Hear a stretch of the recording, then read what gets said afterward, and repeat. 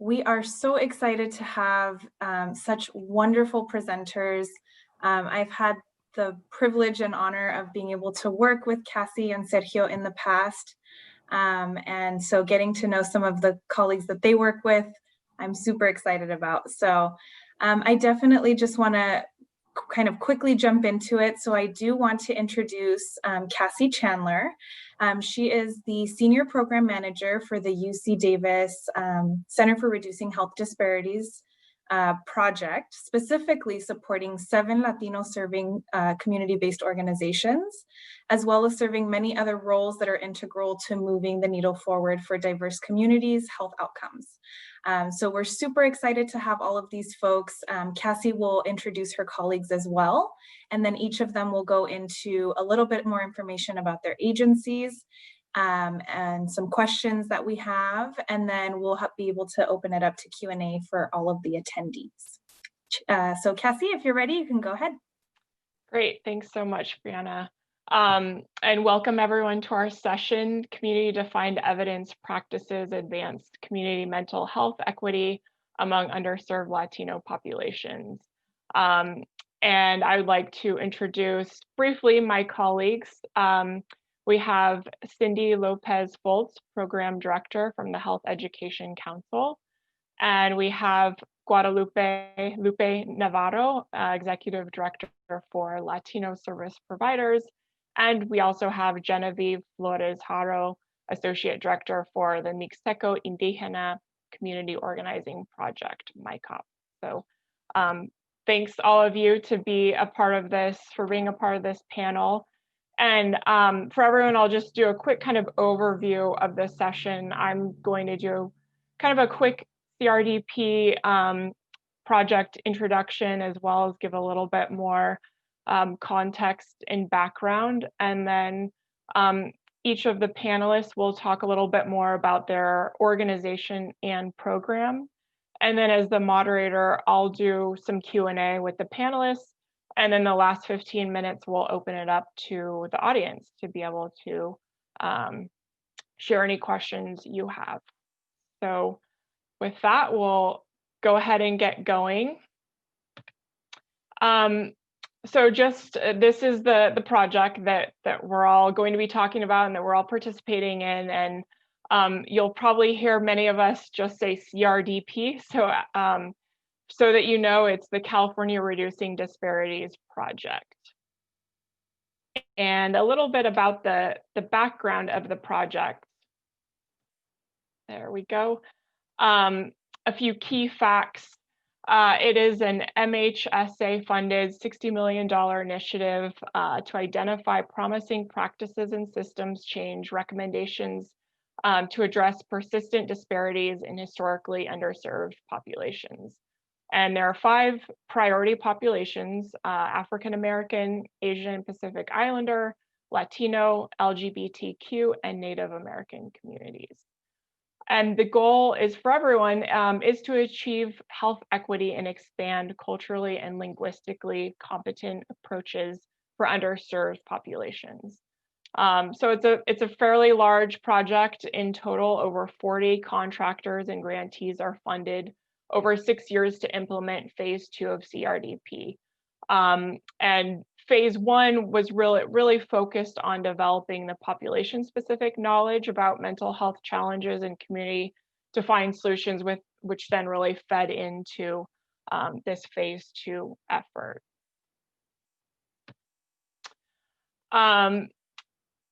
So why mental health? I think I'm preaching to the choir here, but a little bit more behind the rationale to why mental health is a necessary focus.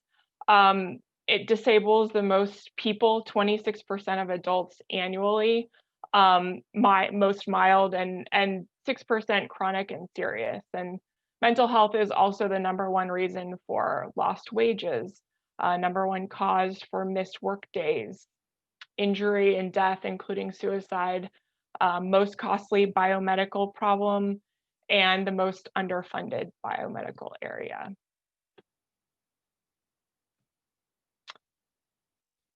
And while access is key, you know, it's really not the only driver or variable to good health.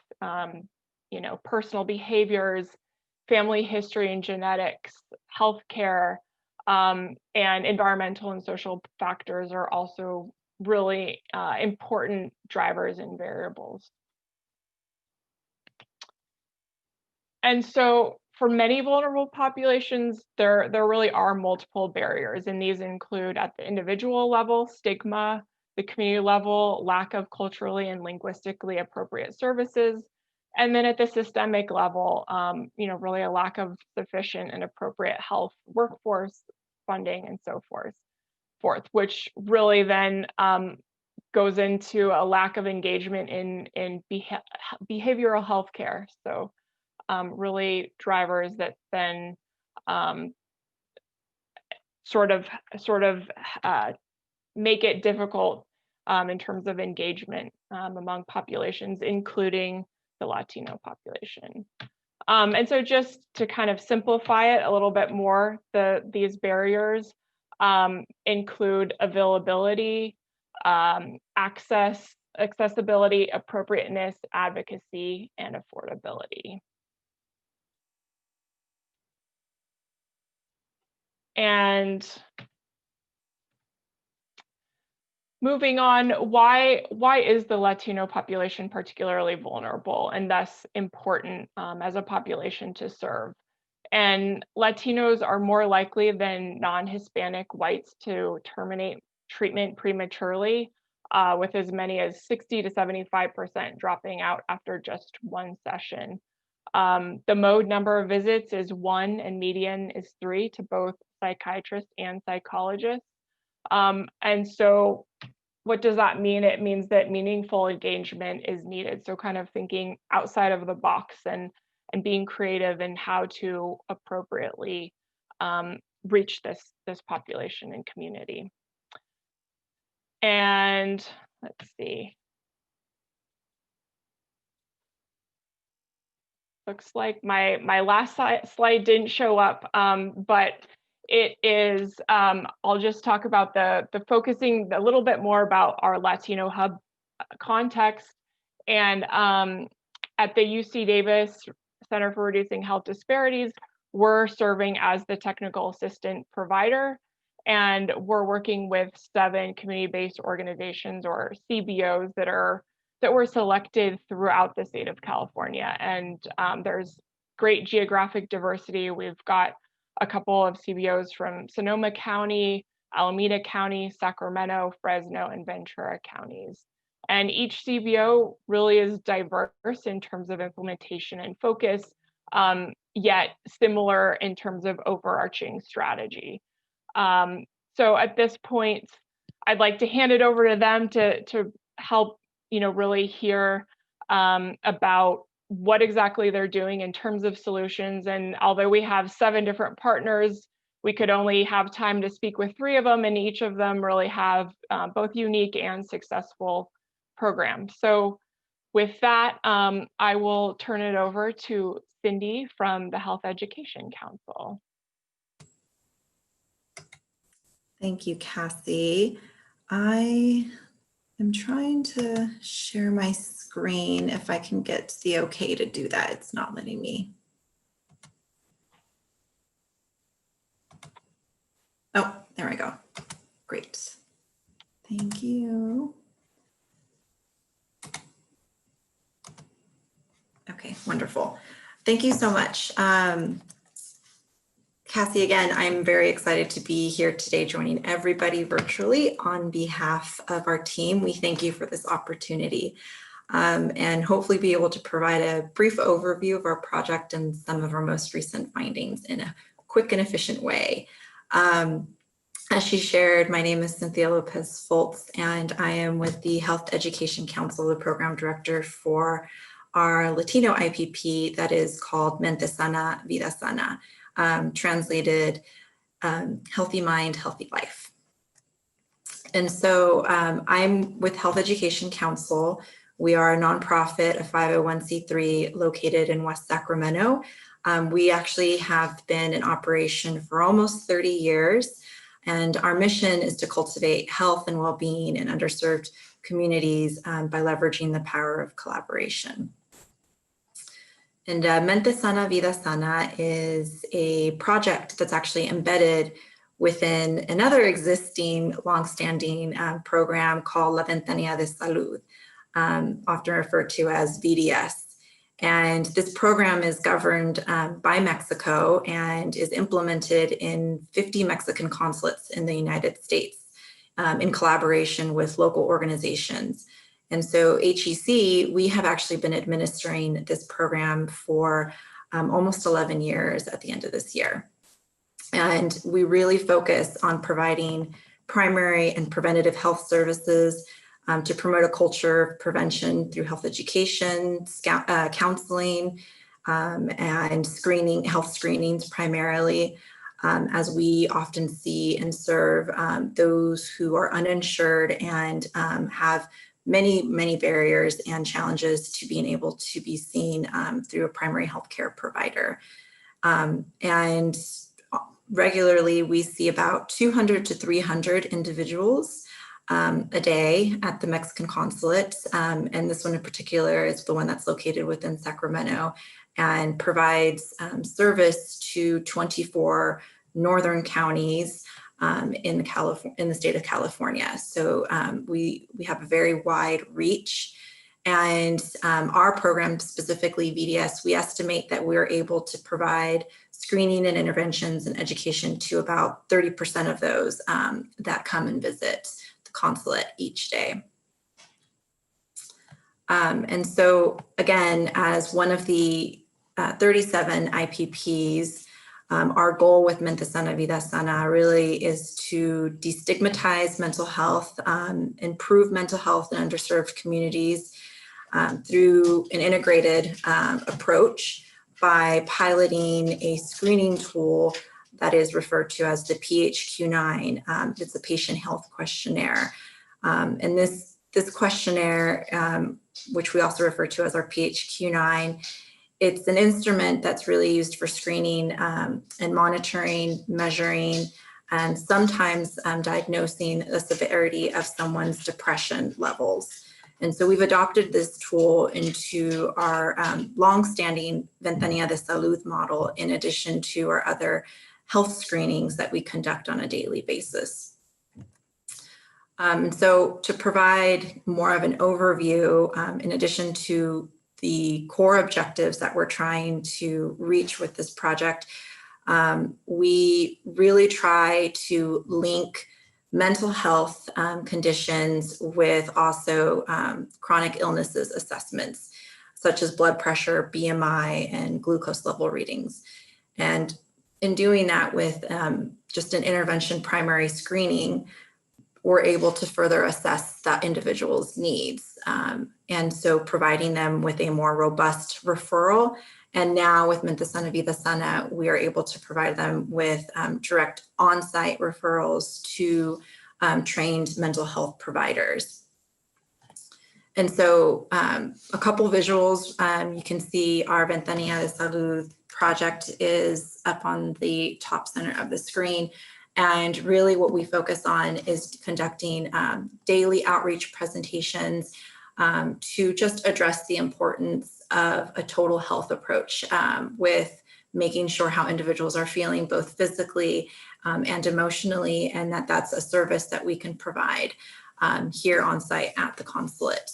After an individual is screened by our trained staff, which can be included of our regular staff as well as other volunteer staff, we are able to provide them with further education and assessment of that screening. And in partnership with our other providers, we actually have trained mental health educators on site that we can refer individuals to directly and immediately so they can be seen. And I know with COVID, we've had to modify some things, and so we are still providing those services. However, all of those screenings are now done virtually through Zoom or over the phone with individuals. And so I wanted to share some of the key highlights since we've integrated Mente Sana, Vida Sana. And we have successfully been able to screen 516 individuals with the PHQ-9 questionnaire. And these are individuals that really normally would not have had an opportunity to, one, be assessed in terms of how they're doing emotionally and mentally, but two, more importantly, being able to provide with further care and assessment as needed. And so of these 516 individuals that have been screened, the 45% of them scored within a normal reading range, and more than 50% of them actually scored within a mild to severe range, indicating that they were in need of further aid and assessment and treatment. Because we have a total health approach, we also screen at the start of the project their blood pressure. And so I just wanted to share a couple of our findings where, again, over 40% of those individuals screened who were screened with our PHQ-9 questionnaire also showed high level readings of their blood pressure in terms of indicating perhaps onset of chronic heart disease. And we also were able to screen those additional 516 with just only able to screen 260 of them with a glucose diabetes screening, and surprisingly about 73% of them scored within the normal range, but it was still showing that there were still some that showed within high to high risk level ranges. So again, it's important to share that because of this intervention and the screenings, the individuals, normally these folks did not have access to primary health care. The majority of them had not seen a healthcare provider. And so with this comprehensive approach, we were able to provide an intervention early on. So really kind of in addressing more of a prevention model before it started to onset to further needs. And so we've had great success in terms of being able to provide this intervention and recruit individuals with getting their screenings and post screenings. 84% of them had positive attendance rates when we referred to them to our on-site services with our mental health care educators. And I did mention it early on that our project really is thankful to be able to partner with wonderful providers who are mental health trained providers, such as El Hogar Counseling Services, Rise Inc., and Life Practice. And one of our ways in which we're trying to address the gap in our Latino community being able to access trained biculturally and linguistically mental health providers is that we've established an internship program where interns are able to be trained in this total health approach and be on site at the consulate working directly within our community. And I listed some of the key issues that we have found within the screenings and what most of the clients disclosed and showing issues, specifically anxiety, stress management, and depression. And so all of these diagnosis, we have provided early education and awareness, and as needed beyond their 5 to 6 free sessions that we provide a much more thorough referral for continued treatment of care. And at the end of that referral, we still provide a follow-up with that individual to see how they are doing, if they had a successful referral, if they were seen, and how we can continue to provide assistance and service.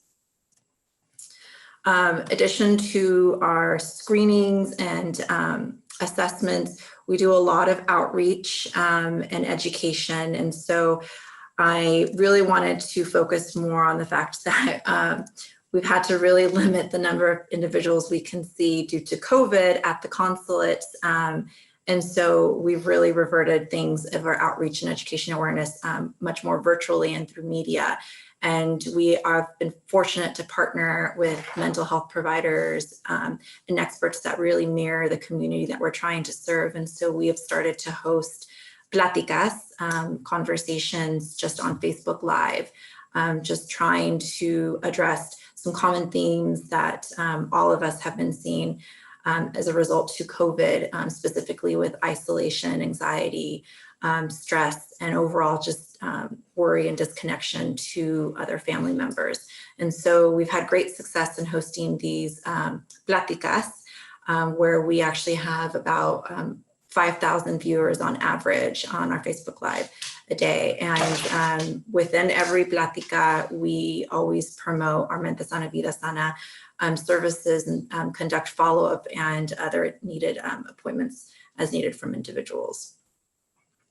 And so I just briefly wanted to list some of our midline report, which we just completed at the beginning of this year, where we followed up with some participants that completed the screenings as well as completed their 5 to 6 mental health education sessions with us. And really overall, the majority of them just echoed the appreciation to being able to come to a safe and trusted venue like the Mexican consulate and be able to openly discuss what their challenges were and being able to receive that in a way that they felt was respective of their language, of their culture, in a very non-clinical setting.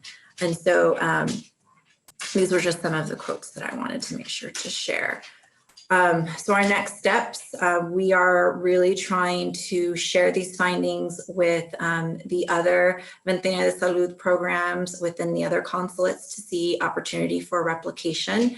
We have found this to be a very successful integration of this assessment and screening tool of the PHQ-9 to identify early signs of stress and depression. And then we also want to make sure that we're still in the middle of conducting additional follow-ups with all of those who have been screened to see, to conduct their post-assessment follow-ups. And that was something I didn't list in here.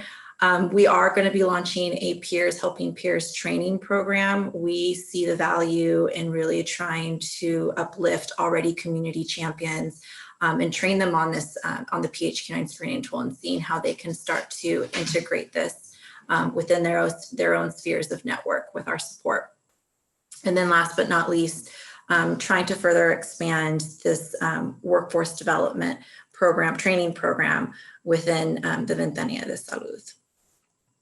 And so with that, I will go ahead and hand it back over to Cassie. Thanks so much, Cindy. Great presentation. And now I'd like to give the floor to Lupe from the Latino service provider. Thank you. And let me share my screen here.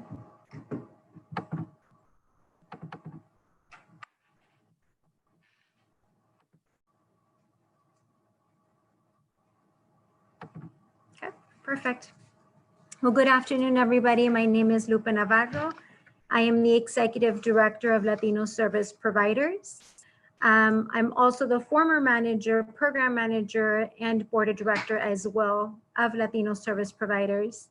I love what we do because of the resources and opportunities that we provide our community and the youth of Sonoma County.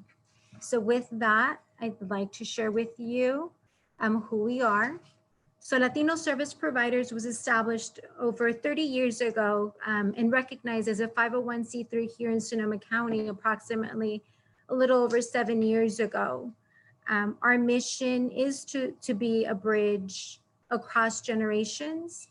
We envision a community that has equitable opportunities to lead healthy, just, and resilient lives. And how we do that is through a number of programs under Latino Service Providers that focus on various aspects to how to engage and connect directly with the Latino, and more importantly, connecting the Latino community to the resources that are available and should be accessible to all Latinos here in Sonoma County. Through our monthly meetings, we host various organizations. This is an opportunity in which Latino Service Providers partners with various agencies to inform and educate the community of the resources here in Sonoma County.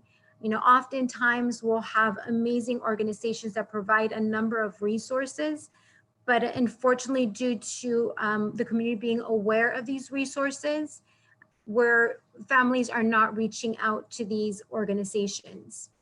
Now, due to COVID, these meetings no longer take place, and these meetings now take place via Zoom. So these are virtual spaces that perhaps are providing more and more families the opportunity to connect with us, and more importantly, to connect with the different agencies that are here in Sonoma County and inform themselves of their resources. We also have an e-newsletter, a newsletter that is comprised of various organizations and information that goes out on a weekly basis. This is also an opportunity for us to showcase our Youth Testimonios project, our youth promotores under Latino service providers.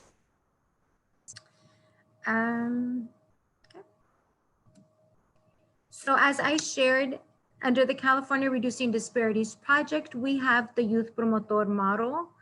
Our program objective with the Youth Promotor model is to recruit students between the ages of 16 to 25 that are bilingual and bicultural, and that are to commit to a one-year internship with Latino service providers.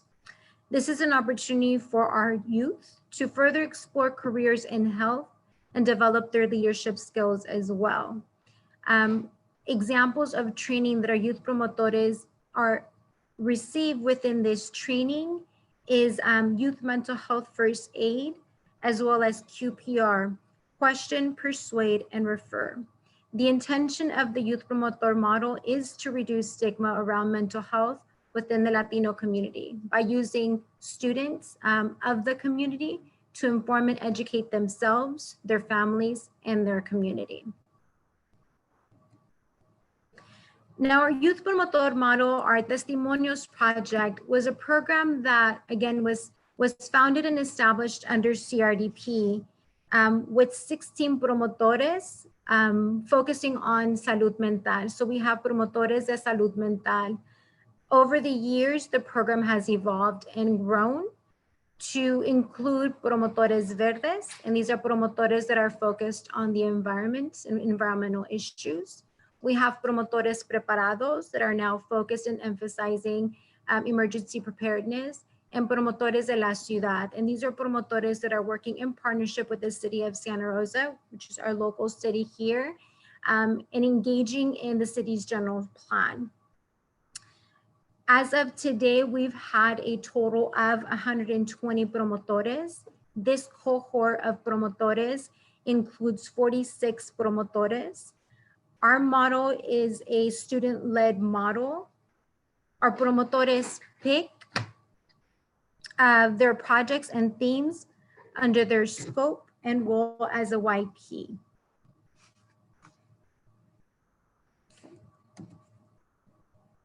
So a little bit about the team. So LSP is a small but growing nonprofit in Sonoma County. We're all very passionate to work with the community and to be of support to our youth promotores. One of the key components of our program is, again, not just to inform and educate our promotores, expose them to careers and provide them support and services as they are learning and growing in this field of mental health. But as a team, we are also ensuring that we're providing them with the skills in order for them to feel successful, with the tools for them to implement, but more importantly, that they are feeling supported and guided through this process. Our primary platform of information is via social media. Our youth promotores and staff use social media as a way to inform and educate the community. With COVID and our recent fires here in Northern California, our promotores have been creating videos that have been shared widely, both in English and Spanish. You too can access these videos, as well as accessing the conversations, pláticas, and presentations that are promotores that are leading regarding suicide, depression, and various resources that are available. So you can follow us on social media to learn more about the project, the promotores, or to simply stay up to date with some of their activities and be informed with the topics that they're sharing with the community. If you have any questions or are interested to learn more about the Youth Promotor model, I know this is a very quick 5-minute presentation on the project, our model, but we're more than happy to share information, partner with various organizations, and answer any questions. So again, my name is Lupe Navarro. I'm the Executive Director of Latino Service Providers. My email is found on this page, as well as my phone number. And like I said, we're happy to connect, inform our youth promotores of other outside agencies. And now that we're in a Zoom world, provide all the opportunity to connect virtually. So I look forward to connecting and getting to meet you all virtually. Thank you. And now I'll pass it back to you, Cassie. Great, thank you so much, Lupe. Really wonderful work that you all are doing. Congratulations. Now let's go to Genevieve from MyCop and learn a little bit more about MyCop. Go ahead, Genevieve.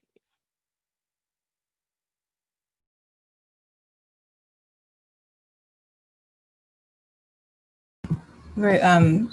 Good afternoon, I'm Genevieve, and it's an honor and a pleasure to be here with y'all this afternoon. Before I start, I just wanted to remind us that today is Indigenous Peoples Day, and that wherever you are in the United States, you're on Indigenous peoples occupied and stolen land. And so for us at MyCop, as an Indigenous Latinx serving organization, every day is Indigenous Peoples Day, but today in particular, you gotta say it a little bit more with your chest. So I'm here to talk about the Living with Love project. You'll see the acronym in the presentation as LWL. Like CRDP, we love acronyms. It just makes things smoother. But really quickly, a little bit about our organization. The Mixteco Indígena Community Organizing Project was founded in 2001, specifically to serve the needs of the indigenous migrant population. In the state of California, that's estimated there are about 170,000 indigenous migrants working mostly in agriculture. And so we are focused and located on the Central Coast, specifically Ventura, Santa Barbara County. We have about 19 different programs, and we serve about 10,000 people. And part of what makes MyCop unique, in my opinion, having been with the organization for 4 years, is that a lot of our staff are from the community that we serve. And that is really important because we can speak the language, we understand the culture, and so we're very proud of that.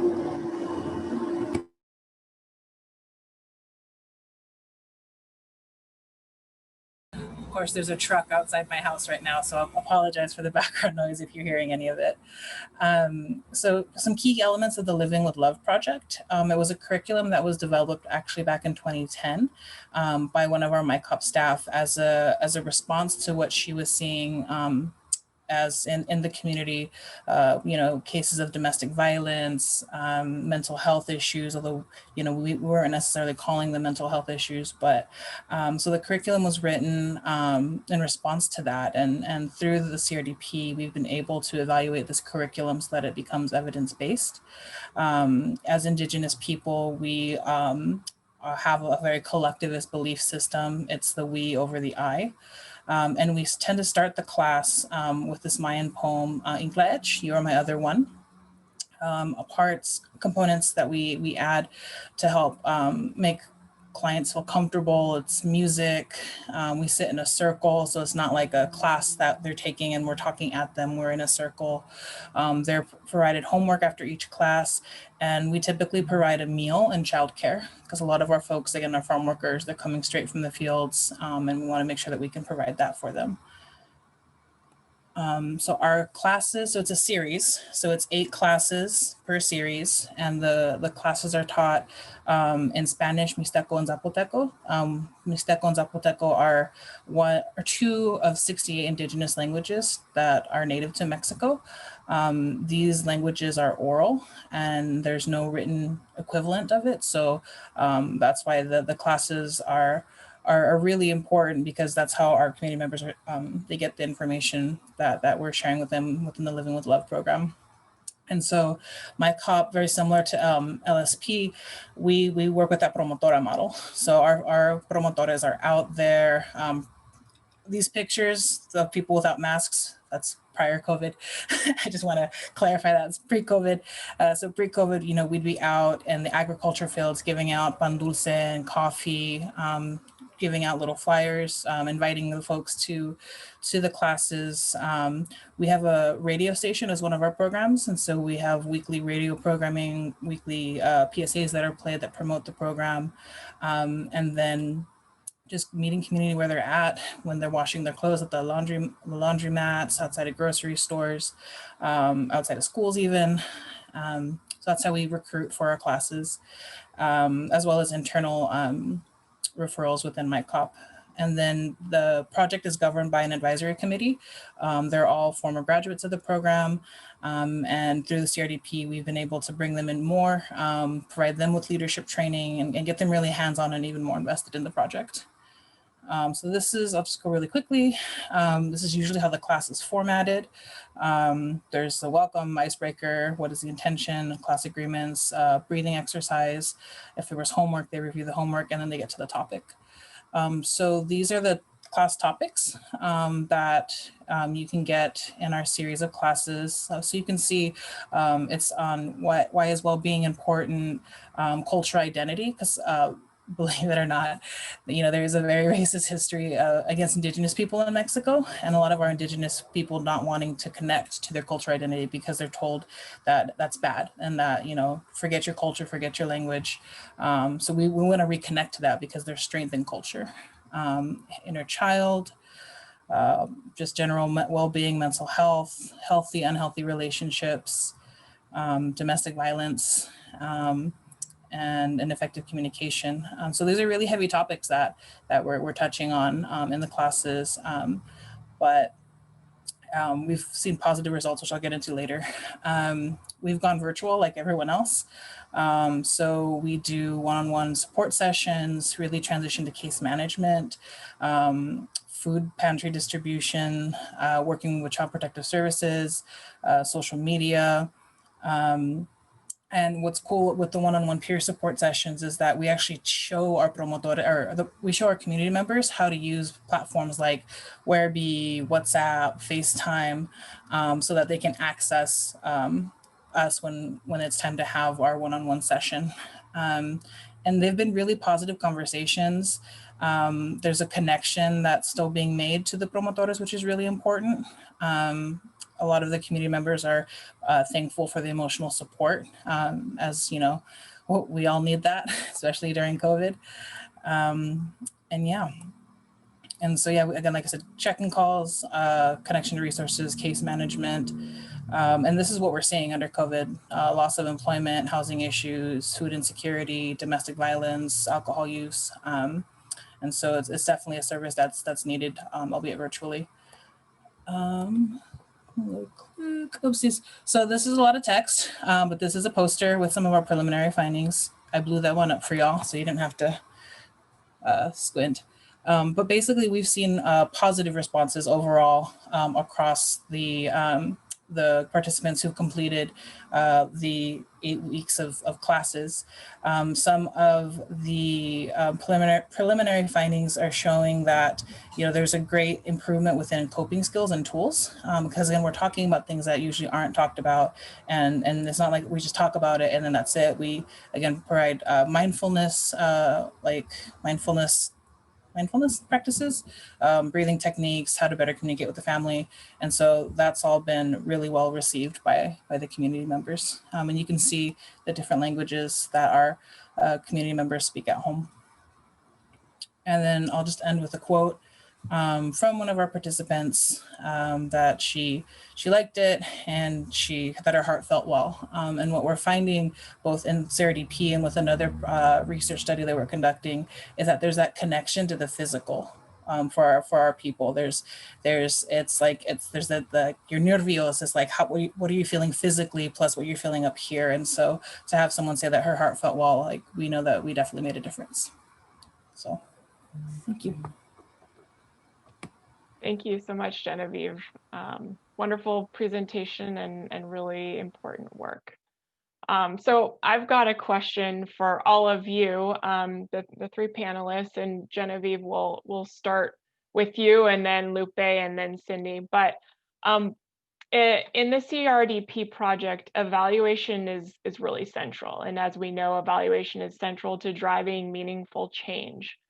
So what types of community-driven evaluation strategies are your organizations using to measure effectiveness?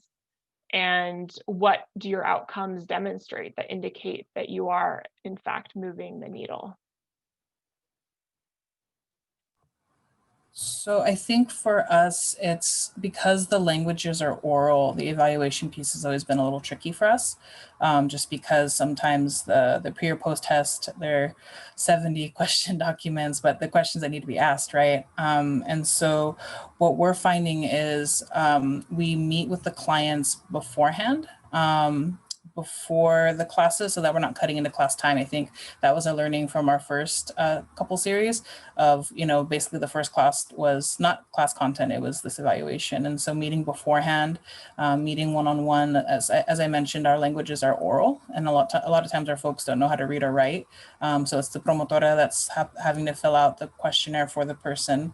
And for us, we're also relying on focus groups to have that type of data, the anecdotal data from participants. And then all of that we feed to our advisory board.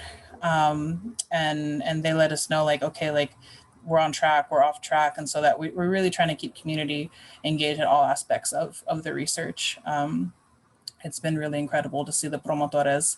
Again, a lot of our folks are former farm workers being able to conduct this type of research. Thank you, Lupe. Yes, so for Latino service providers, our evaluation is a mixed methods approach. We include participatory evaluation, as well as pre-post surveys and in-depth exit interviews of all of our youth promotores. This year, we're looking into implementing an empowerment evaluation with our youth promotores. And then outcomes that we have seen as success, demonstrated success, is for me, my number one is the retention of our youth promotores, as well as the impact and growth. Our youth promotores had positive gains in knowledge and experience as a result of going through the Testimonios program. The exit interviews show strong positive gains in workforce development skills, personal confidence in the agency to help themselves and others with mental health conditions. In addition, exit interviews and post-workshop surveys show that community members are receptive to mental health messages from youth promotores and have positive gains in knowledge, thereby ultimately moving the needle on destigmatizing mental health in the Latinx community. Great, thanks, Lupe. And Cindy? I would definitely have to almost echo my other fellow IPPs. Ours is definitely it's a mixed quantitative and qualitative approach. And as I shared, we really rely a lot on that pre-screening. And unfortunately, the most challenging because of the nature of our project that's co-located within a building where we see individuals where it's very transient. People come through from very remote areas of the wide region that we covered, and it's very difficult for them to come back. And so historically, pre-COVID, it was very challenging to get those post screenings and getting that data. I think, as Genevieve mentioned, also making sure that we're following through the data that's required of our overall IPP project, which can be very lengthy and can sometimes be a little bit off-putting for our individuals that we're serving to complete. But now with COVID, we have gotten a little more creative in how we can conduct these follow-up post screenings. And so that is something I'm really looking forward to and further diving into. And as I did share in the presentation, that's part of our next steps in doing those follow-up screenings remotely and over the phone. However, we do still anticipate some hiccups along the road, and understanding that nothing really beats that face-to-face contact. And if anything we've learned, it's, our families and communities that we serve, they're they're folks that really want to speak directly with you. They want to hear and breathe and see somebody, and nothing is more impactful than that. And so we have Zoom, but we're still trying to see how we can still provide those services in a safe way now during COVID times.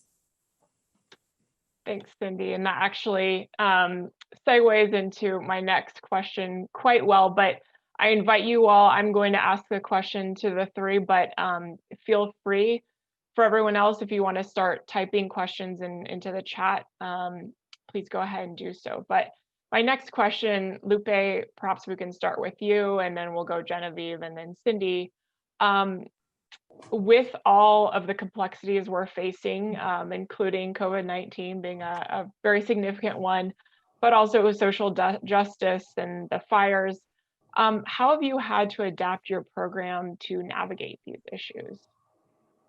Great question. Well, Latino Service Providers being an agency here in Sonoma County that provides information and resources regarding resources, we've had to adapt and kind of navigate ourselves within all three layers. So Latino Service Providers was actually a partner in the disaster relief assistance for immigrants. And we were fortunate to be able to be a partner and also bring our promotores as participants of that project as well, in terms of informing the community of this resource, but also providing the service to the community as well. With regards to the fires, we have also had to adapt now twice this year, unfortunately. And luckily, we've already established, we've had a model that wasn't as difficult, I guess, to embed into Zoom. And so our program continues strong. I have an amazing team that have been able to execute the program successfully in a virtual format to engage with our youth promotores on a daily basis, while also providing them with the trainings that are still a part of the program. Our youth promotores, in return, have also created a lot of their platforms, their presentations, their pláticas, and their projects virtually to inform and educate the community of both resources for those impacted by COVID, as well as resources for those impacted by the fires. So yeah, in a nutshell. Great, thanks, Lupe. Genevieve? Yeah, I think for us, we've shifted more to that case management. When the stay-at-home order first happened, across our programs, we were just starting to call clients on the client lists. And those are, I guess I could think of them now as just even wellness checks, like, how are you? What are you doing? What do you need? And from there, we start responding. So, 1 week it could be, the food at the food distribution wasn't culturally responsive. So now I have cans of green beans and I don't know that I can't, so then it's like, okay, well, we have to go out and purchase like rice, beans, oil, whatnot. Or even, like I don't have like a cloth mask for, my child. And so putting together PPE packets when we do the home food distribution drop off. So it's really been a sounding board. The promotores have been a sounding board for community members, and just lifting up what they're living day to day. My COP has been a part of different funding drives, I guess, for undocumented farm workers. We are part of the disaster relief from the governor program. We relaunched 805 Undocu Fund to support undocumented folks, and we're doing farm worker housing assistance right now. So just trying to be all hands on deck with trying to meet the needs of community. Thanks, Genevieve. Cindy? I definitely think that with COVID, it impacted our program tremendously as amongst everybody else. And first and foremost, we wanted to make sure to conduct the necessary follow-ups with individuals that were mid-session when we had to completely abruptly stop providing that direct one-on-one service to ensure how they were doing and what support we can provide them. And so once we finished doing that, we really looked and explored how we can develop further resources to essentially address COVID in general. And so we launched a website, but we also understand that technology may just not be as accessible. So we also launched a text línea de apoyo, where individuals could text the name of their county and be automatically given a developed bilingual Spanish resource list of locations that they could get COVID screenings done, as well as our line where they could follow us and connect with us directly, or just text any questions and concerns that they had. We also started to modify our sessions to be hosted through phone, through Zoom. We launched some grupos de apoyo, and we also made sure that we were focusing attention on the essential workers, because our area is heavy in an area of agriculture. We really worked closely with our migrant housing centers, and recognizing that these living conditions may not be as compliant with the COVID quarantine and social distancing recommendations. And so we really focused a lot of support and energy to these areas, and making sure that they were aware of our therapists, our educators, our text line. And then we really tried to just leverage the impact and influence that social media has. And so we've been so fortunate and blessed to leverage the trust and the impact that the Mexican consulate has with their Facebook, their Twitter, their social media platforms. And so that's where we started to host these pláticas through Facebook Live, and surprisingly actually been getting feedback and followings even from those in Mexico, and just wanting to connect with somebody. And so I'd say we've definitely, like all of us, have had to really shift, but more importantly, we've really been working closely with specifically our essential worker community that didn't have the luxury to be able to stay at home and not have to report to work. Thanks, Cindy, and thanks to everyone. I think, it really speaks to the strength of your programs that, you're able to pivot and adapt as you confront and face these challenges. So really great work.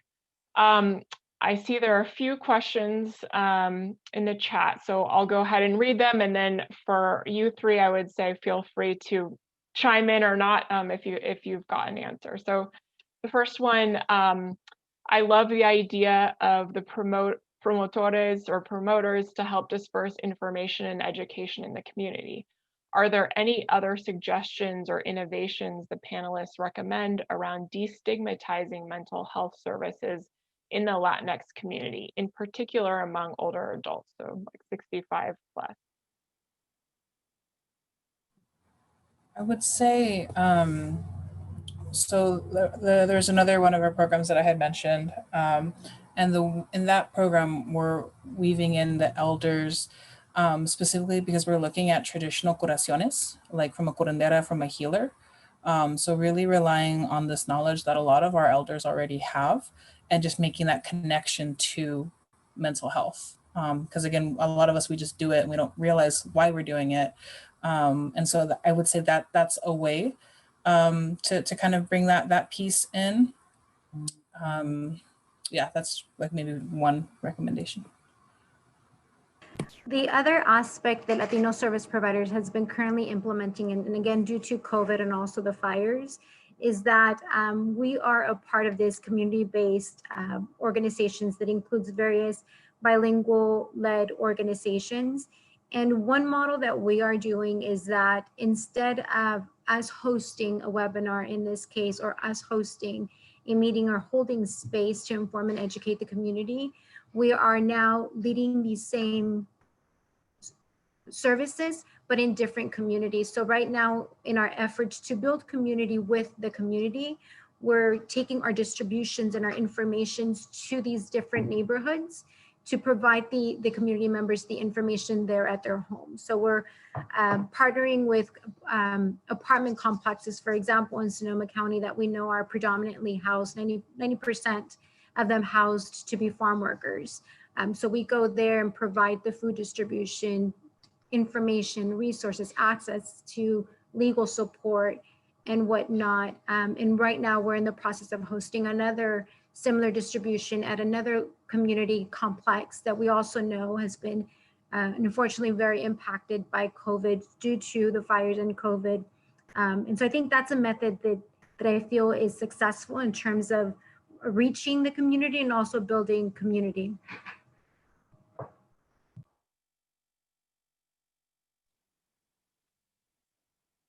Great. Cindy, do you want to speak to that? I was actually replying to a chat question, so it's okay. We can go to okay. All right, let's move on to the next one.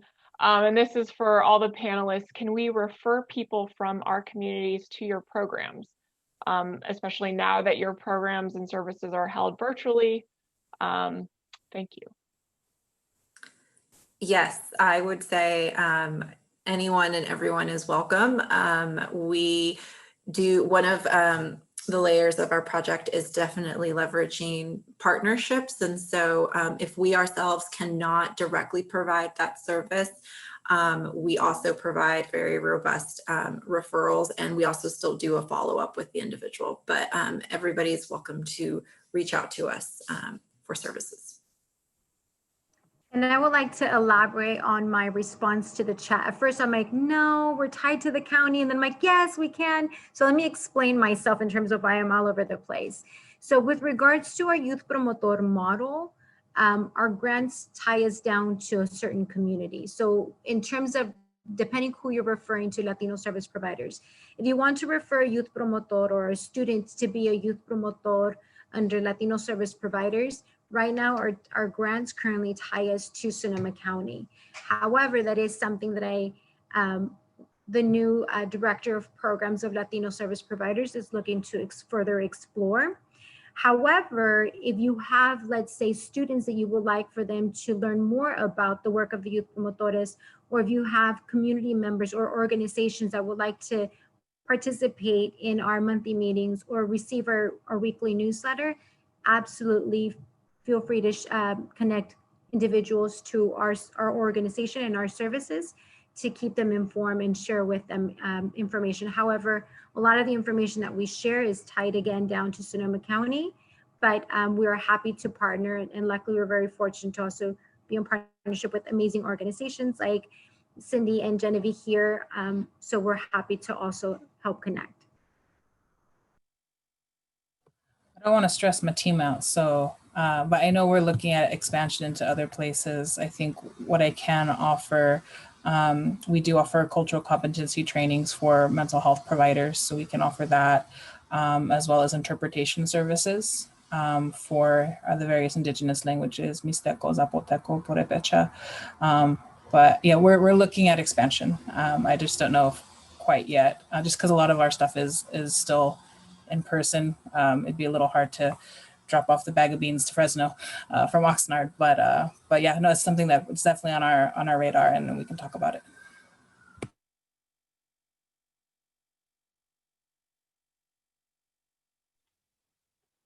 Great, thanks all. And we've got just 4 minutes left, so maybe I'll just kind of ask a question to all of you. With this CRDP project, we actually are in the wrap-up phase, over the next year and a half. What are you looking for your programs in terms of the future next steps? Where do you hope, what are you doing, and where do you hope to be, several years from now?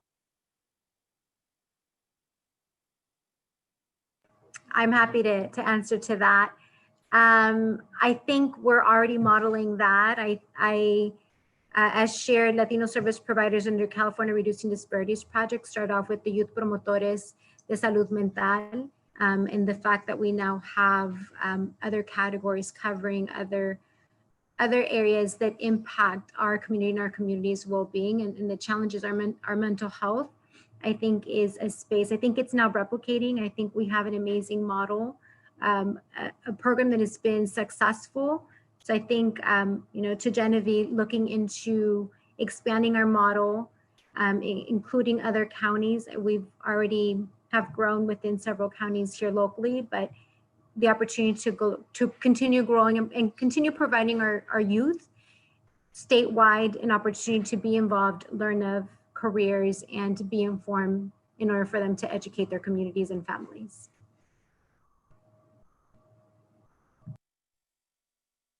Thanks, Lupe. Genevieve or Cindy?